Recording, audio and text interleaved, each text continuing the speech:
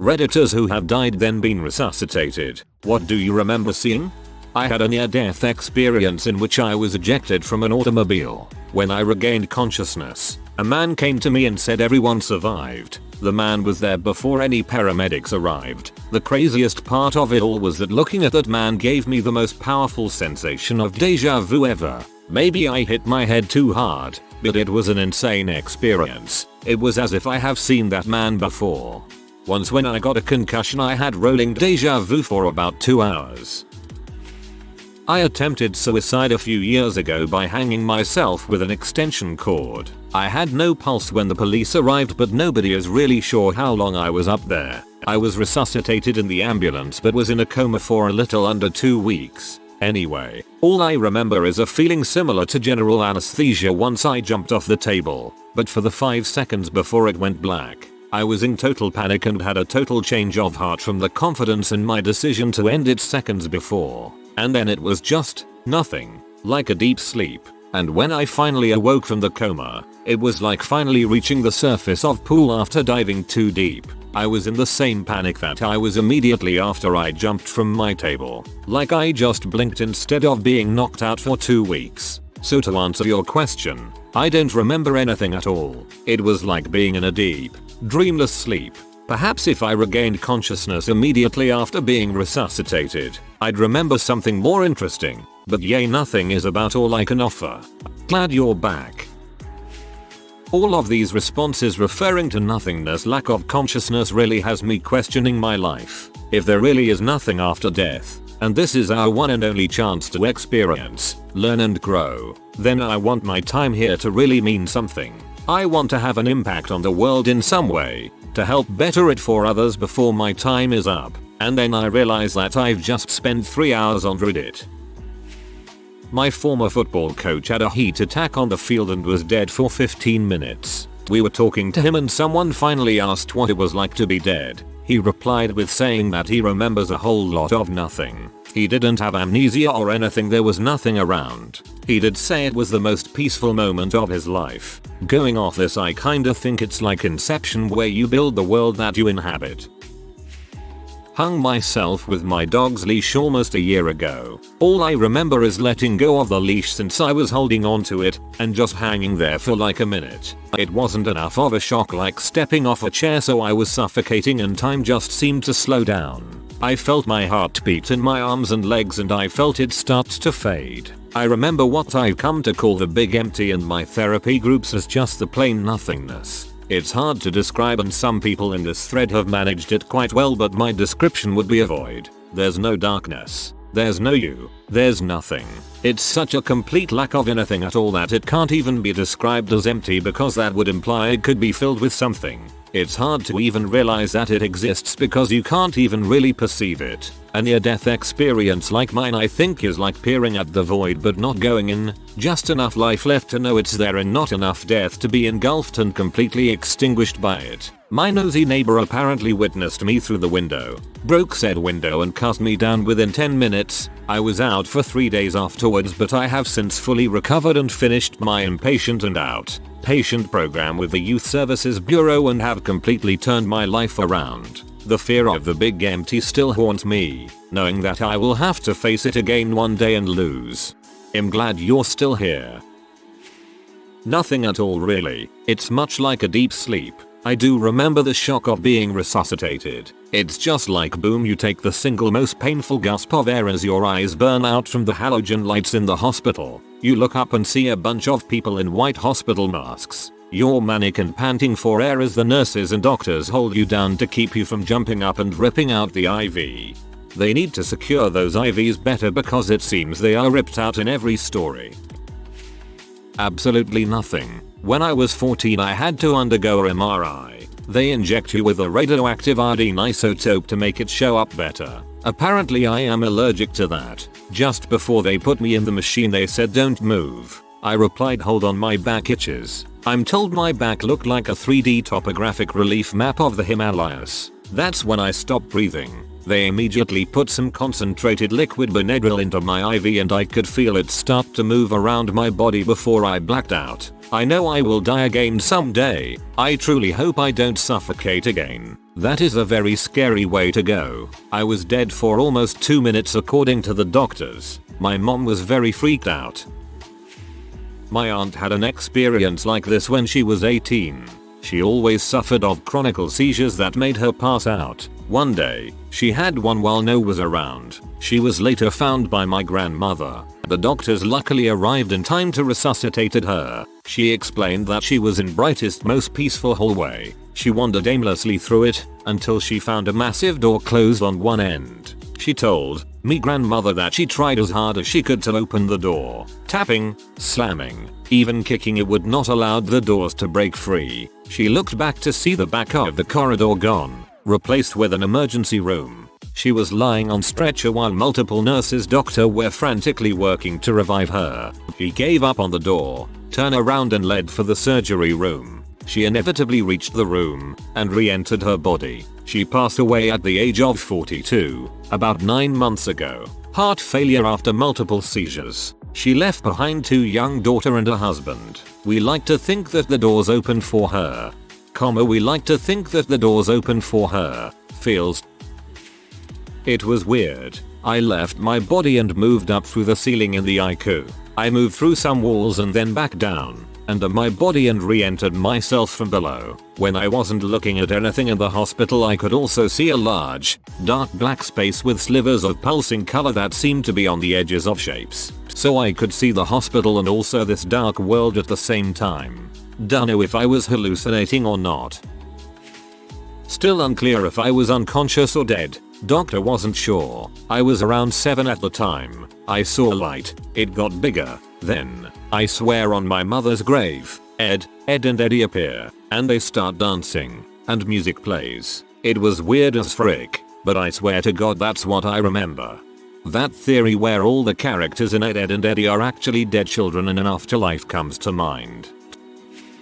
Growing up, my father used to tell me of an experience he had while having open heart surgery. The doctors had to stop his heart for about 20 or 30 minutes while they inserted a mechanical valve into his heart. At the time, he was in his early 20s and was involved in a lot of bad activity that he says he is ashamed of now. Anyway, while my dad was dead, he said he was in a very dark place, and as he wandered around, he started running into very scary people who were deformed and screaming at him. He ran for his life into a corner and hid, and just before the people got to him, he looked up and saw his deceased grandmother reach her hand down and grab him. The next thing my dad remembered, he was back in the hospital. He's convinced he was temporarily in heck. I don't know if this was just a dream state or something, but I've never seen my dad so convinced in his life. It was enough for him to turn his life around and turn to religion, and more importantly, come back to his family that he had left behind. Not me, but a friend of mine overdosed one day while doing some stuff with his friend. The friend hadn't done anything yet, so he wasn't imagining all of the signs of death on this guy. No pulse, cold skin, blue lips. My friend told me that those few minutes he was considered dead, he saw nothing but white. Everything around him was bright white, and in the distance was a dark shadowed tree. He then saw a woman, also dark and shadowed, so he wasn't able to see her face. But her presence made him happy. She held out her hand to him, and for a while he debated whether or not he should go with her. He decided not to, and she simply walked away. Then he woke up again. Before that event he defined himself as Catholic but was never really religious. Afterwards he turned his life around and started devoting himself to helping others. TLDR. Death is female. When I was 12 I drowned in the Gulf of Mexico. I was out pretty far from my family and the current picked up into a rip. I had always been a very strong swimmer and I knew what to do. Swim parallel. On this occasion I wore myself out and started to sink beneath the water. I remember struggling to breathe.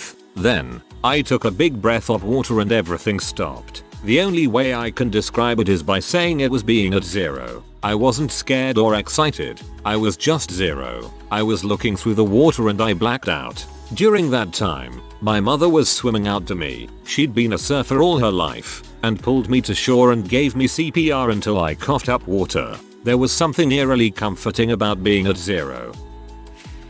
My friend went hiking with his family and he fell a few feet off a cliff they were climbing and he hit the back of his head on a rock. They called an ambulance and when they finally arrived to the hospital he was pronounced dead. He had no heartbeat or any brain waves. They were already unplugging everything and moving on with all the paperwork when he suddenly woke up. The nurse screamed he's awake and then chaos ensued all over again. He was dead for about 7 minutes and he says the entire time he was laying down fully conscious in a really dark room. He calls it a room but doesn't really know. He said he couldn't tell how long it was but that suddenly he heard a sound like if someone snapped their fingers next to his ear and then he woke up in the hospital. The experience didn't make him religious either. I saw a field with trees on both sides. I could see water. I felt like there was an ocean on one side of the path. If you can imagine the fields that electrical lines go through, where there is no residents and they just clear the area for the power lines. It was like that. There was a tree in the middle and a well-worn path around it. I was walking the path. It looked like an oak tree. It was very large, and presence came to walk with me. I told it that I was ill and that this seemed like a nice place. The entity, I'm non-religious so I don't know what it was, told me that I was not done and that I should return. That I would be happy one day. It was so peaceful, beautiful, but the forest seemed dark and scary. The trees on both sides seemed a place I did not want to go. I only wanted to go toward the water. Then I saw a bright light and I woke up in the ICU. I hope this doesn't turn into some kind of religious debate or some kind of medical versus spirituality thing. This was my experience. Take it as that. I wonder what the significance of the tree is. A few others have posted about seeing a tree as well, including my cousin. Could just be a coping mechanism, but still, interesting. My heart was stopped for a short time following a car accident. Woke up in the operating room then was in a coma for 2 weeks after that. I saw nothing. It was exactly like being asleep. The interesting bits are what you feel when dying. Your body is dumping all of its wonderful chemicals and time slows down from the adrenaline or whatever. I saw the truck hop the median. I saw the car spinning like a carnival ride, which felt like at least 30 seconds when in reality my car only turned less than one full turn. DMT is a heck of a drug, but the being dead part isn't interesting or any sort of a religious experience. Luckily you can't remember what pain feels like. In retrospect this experience is a lot more interesting than it was at the time. It's a lot like being high, in that your priorities are shifted really strangely while you're in it. I didn't care that I was fricked up so much as that they were cutting off my pants or that I had $10 and change in the ashtray that I didn't want whoever recovered my car to steal. P.S. Severe internal bleeding doesn't really hurt so much as makes you feel too warm and want to throw that fricking space blanket the M's put on you off. Can I speak for my godfather here? He went into heart surgery to have a triple bypass done and died on the operating table. Classic flat line, like you see in the movies. He told us that he went into the next life twice, and both times he was given the choice to either stay with the living or come to heaven. Both times, he said I'll stay. Once he got back, whenever he told the story, he insisted that it was very real. It wasn't his brain dying. He really went somewhere. He lived for about 30 years after that. Very uplifting. I really like these types of stories instead of the big black void nothingness posts. I was 9 years old when I died due to meningitis, and I do remember one small thing from when I was dead. I remember that I was in a dream state kind of, but it felt more realistic I guess is the right word, and I was standing in a yellow room with no furniture, no windows, nothing. Straight ahead of me I watched as the walls spread apart and opened into a long hallway that seemed to go on forever. Kind of like the dragon from Dragon Ball Z and how the back of the dragon just seemed to be endless. And then I woke on the operating table and that was really it. Been waiting a long time to share this on Reddit. Thanks for sharing.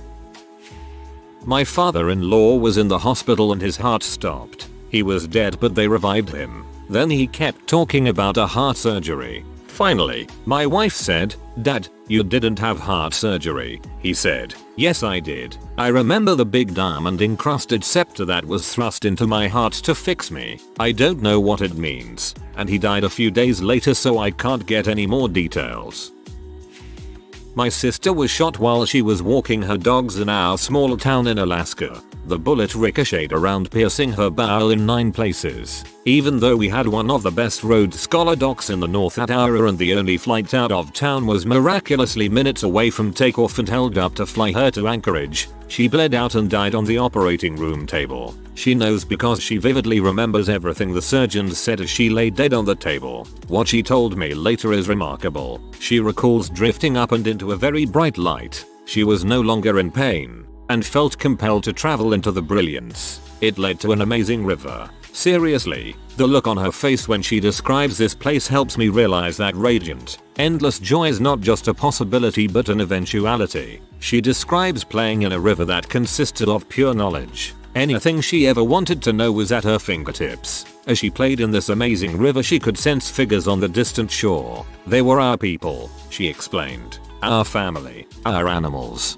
all waiting patiently for her to finish playing in the river and wade towards them on the shore. Though she was not ready to leave the marvelous river, she knew without being told that they would wait patiently and joyfully. But she never made it to the shore. As she was playing, an amazing thing happened. Seriously, people, if you could see the look on her face when she describes this next part, you would laugh for pure joy. A being approached her. She did not know what it was except to describe it as pure, unconditional, ebullient love. It radiated love. It pulsed love. And all things diminished before the radiance of that love. The next part makes me chuckle a bit, even though that seems out of place. She said it spoke to her and said that she had to go back, that it wasn't her time. She said, like a little kid, but I don't want to. When she recounts this experience, she emphasizes that to be in proximity of that being is all there is. She describes it as a completion, a peace, a welcoming. To leave was incomprehensible,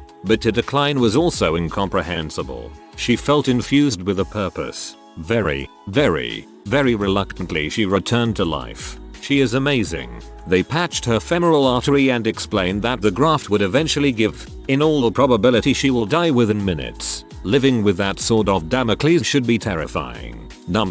To her it's a promise that she will get to return.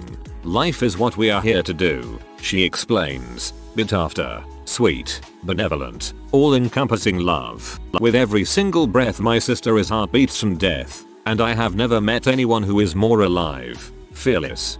This is the only story that hasn't scared the freaking crap out of me in this entire thread. Thank you for this.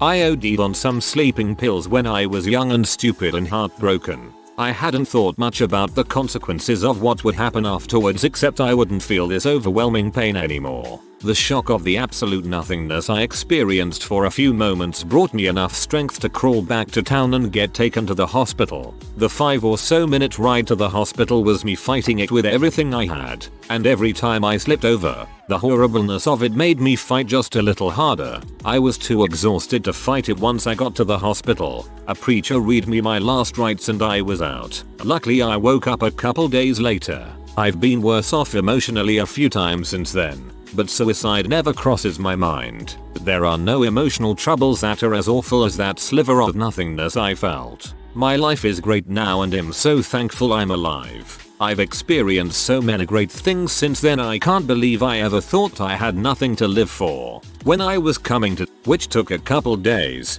I hallucinated my best friend trying to get me into trouble by making me get out of bed, and seeing a little mouse in the corner of the room which I kept trying to capture. My friend is still alive and I don't have a special connection to mice. It felt very real, but obviously I was hallucinating.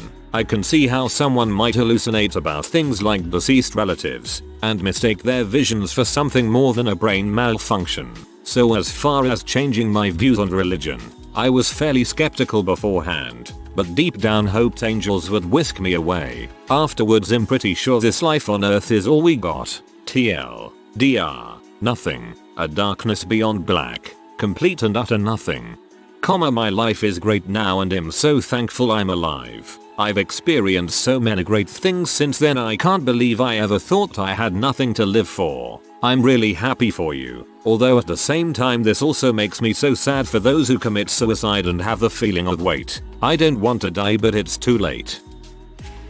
If you're looking for a more religious viewpoint, I'd like to be on the other side of some of the comments here and say that, if a higher power did have a plan for you, and you were meant to die as part of your life experience, then that same power could simply decide that you aren't meant to see what's beyond the veil of mortality just yet, and that could explain why many saw nothing, as they weren't meant to. I guess that goes against the standard Reddit there is no god ideal that pretty well makes up the hive mind around here, but I like to keep an open mind and accept possibilities even in the face of overwhelmingly contradictory evidence. I don't claim to have any of the answers you're looking for, or to know anything about the afterlife with any certainty, as I don't directly associate myself with any one religious group in particular, instead choosing to accept that I do not know and ponder the infinite possibilities, none of which can be said to be the one true answer. Could there be no God? Yes. There may not be. Could there be one? Is it possible? Yes, it certainly is, but no one can say with any true certainty until they've died.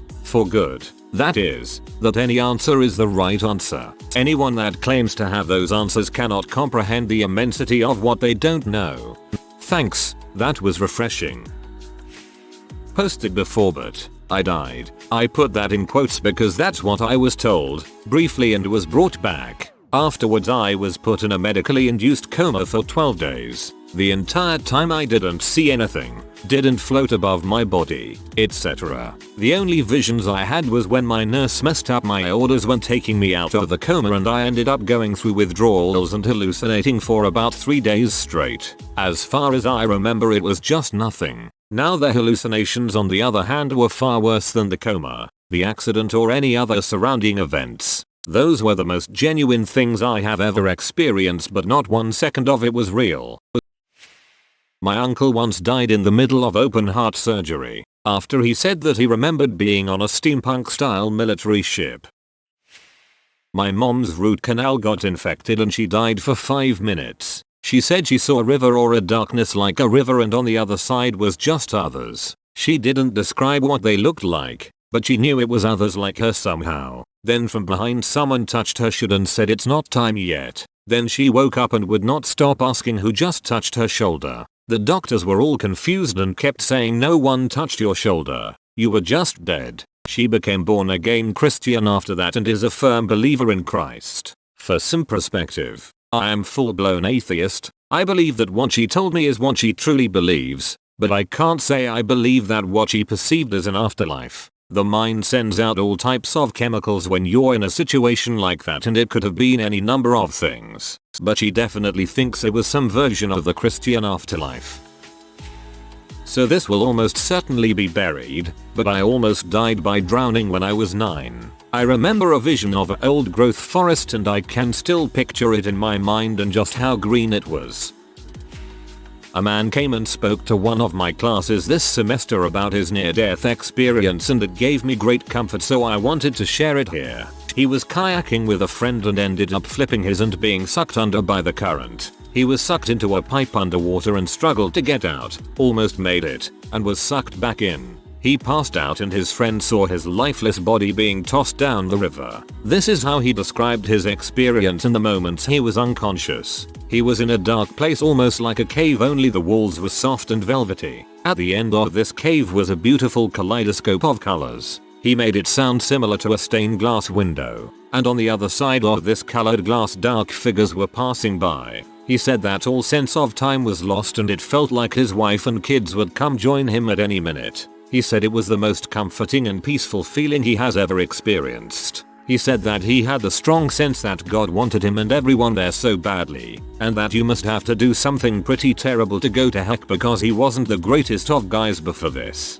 His friend was able to catch up to his body and revive him, and he said now he feels a stronger connection with everyone and is grateful to have had this experience. Hope this was calming to some of you like it was to me. Some of the posts on here are pretty scary. If you are new to the channel, you can subscribe. I publish new videos every day. Until then, check another video.